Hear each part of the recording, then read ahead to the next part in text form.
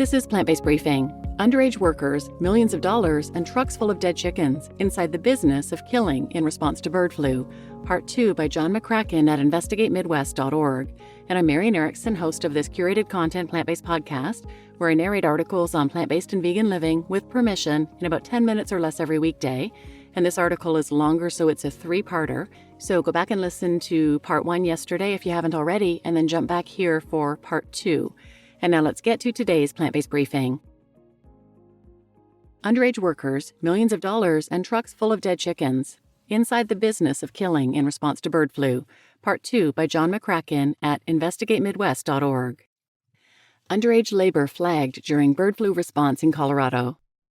Colorado Department of Public Health and Environment employees surveyed contract workers at both Colorado facilities to monitor for symptoms of bird flu, and in a subsequent report, the Centers for Disease Control showed workers self-identifying as young as 15. The Colorado Youth Employment Opportunity Act prevents workers under 18 from performing hazardous work, such as euthanasia and disposal of animal carcasses, unless performed in certain programs such as student learning initiatives, agricultural education opportunities like 4-H, and work apprenticeship training, according to a department spokesperson. The Colorado Health Agency confirmed with Investigate Midwest that workers under the age of 18 were present based on self-reported answers to survey questions and conversations with farm staff. The department did not provide the specific ages of workers, citing state privacy records laws. Investigate Midwest also received records through the Freedom of Information Act for Occupational Health and Safety Administration, or OSHA, inspections done at both facilities in July and August 2024. The records included the names of 4 contract labor companies interviewed by OSHA, 2 of which matched company names provided by the Colorado Department of Public Health. All 4 contract labor companies denied using employees under the age of 18.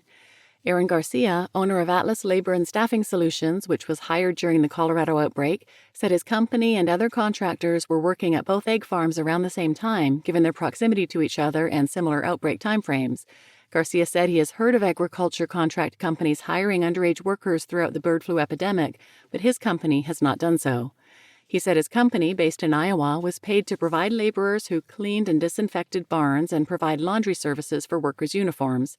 For a few days, his crew picked up dead birds and placed them in disposal trucks. He said all of his workers' ages were verified through federal E-Verify services. It's illegal in the first place, and it does affect the reputation of the guys that are actually trying to do it right and follow the laws, he said.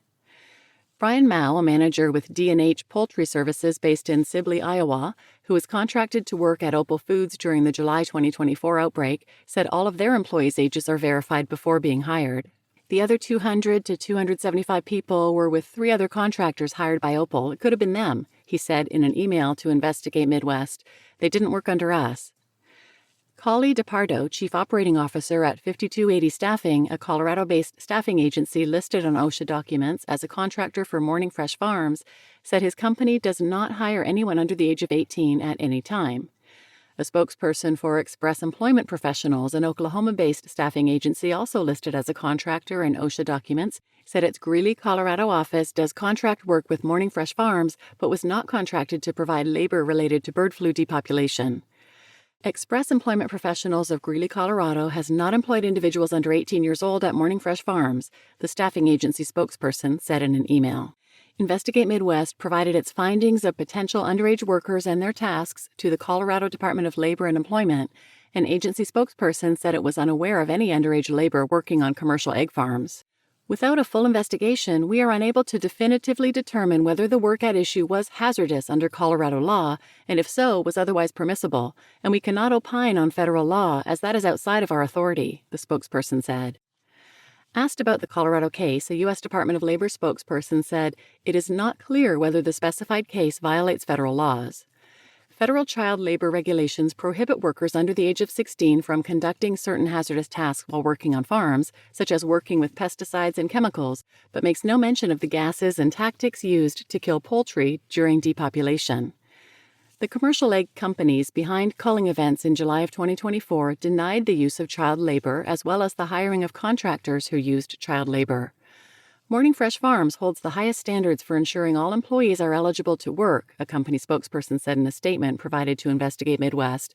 Our company has no awareness of any underage labor issues by contracting employees working on our farm during our response to highly pathogenic avian influenza.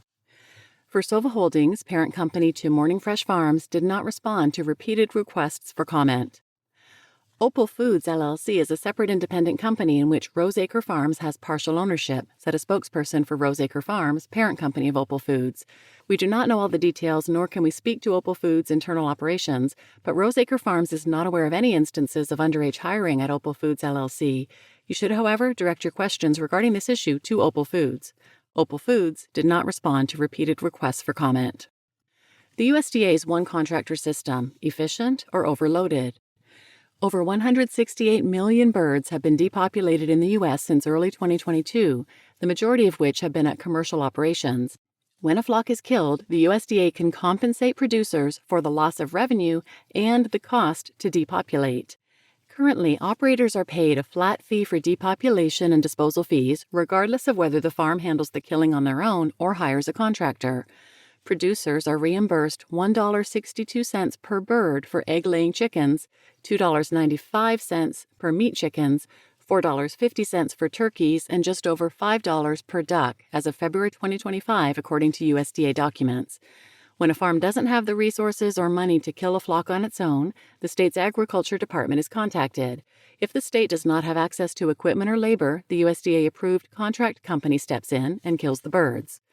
Patriot Environmental Services is the nation's only federal contractor able to provide depopulation services when requested by the USDA. The company is a subsidiary of the national environmental cleanup company Crystal Clean and is headquartered in Los Angeles, California, with 18 locations across the country. Parent company Crystal Clean works with oil spills and waste management and is owned by the private equity firm J.F. Lehman & Company. Crystal Clean was fined $1.1 million in 2023 by the U.S. Department of Justice and the U.S. Environmental Protection Agency for failure to have proper permitting and handling of hazardous waste materials. Patriot Environmental Services has received more than $18 million in USDA poultry depopulation contracts since the beginning of the most recent outbreak, a figure that accounts for nearly a quarter of all depopulation contracts, technical assistance payments, research, and grant funding related to bird flu funded by the federal government. This money has been paid to private companies, state agencies, universities, and research groups related to poultry depopulation. Federal contracts and grants related to poultry depopulation during the ongoing outbreak have exceeded the total amount spent during the 2014 to 2015 outbreak of bird flu, from $68 million to $73 million and counting.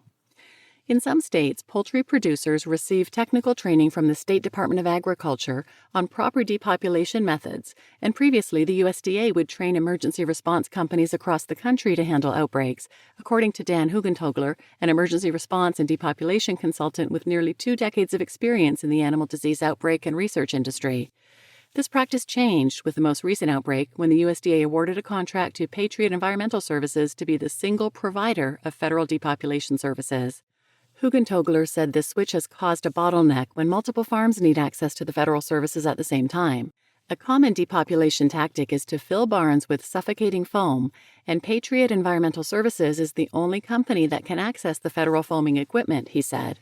A state agency located in the same area as the national equipment has to wait for Patriot Environmental Services to deploy a team and use the equipment, even if they have staff trained to operate the equipment, he continued.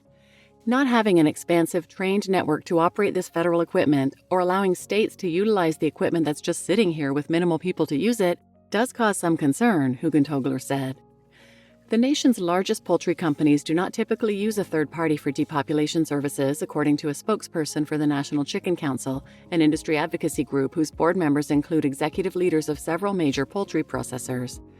The U.S. Poultry and Egg Association, whose members include leadership at Roseacre Foods, Versova, and Cal-Maine Foods, said its members follow all guidelines set by the American Veterinary Medical Association and referred questions to the USDA.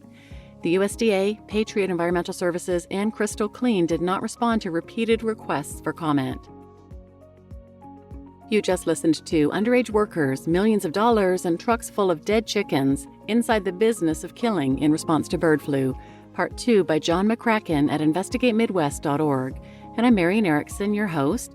Please tune in tomorrow for the third and final part of this episode, where you'll hear about the payouts companies are receiving for killing their birds and one of the cruelest methods of killing them. So please share this episode with anyone who might benefit, and thanks for listening.